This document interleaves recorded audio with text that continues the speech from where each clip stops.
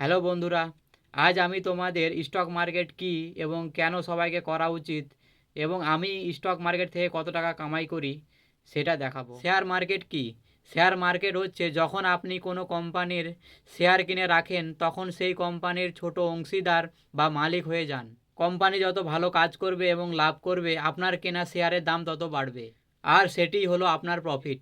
আমি যখন আমার বাড়ির ছাদ দিই, ছাদের কাজ চলছে, শাটারিং লাগানো প্রায় শেষ, ঠিক সে সময় ম্যাটেরিয়াল সাপ্লায়ার বাড়ার সঙ্গে টাকা নিয়ে ঝামেলা হয়। তার সাথে কথা হয়েছিল 1.5 লাখ টাকা দিলে পুরো ছাদের মাল দেবে, কিন্তু যখন শাটারিং লাগানো হয়ে যায় তখন সে বলে 3 লাখ টাকা লাগবে, নয়তো মাল দেব না। আর তখন মিস্ত্রি দাঁড়িয়ে আছে।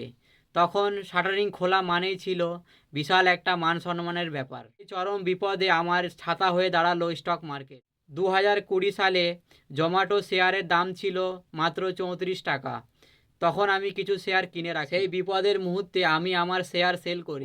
ওই টাকা সেই দিন আমার বাড়ির ছাদ আর আমার সম্মান দুটোই বাঁচিয়েছে। তাছাড়াও শেয়ার মার্কেট মানে শুধু টাকা কামানো না, শেয়ার মার্কেট থেকে আমরা অনেক কিছু শিখতে পারি।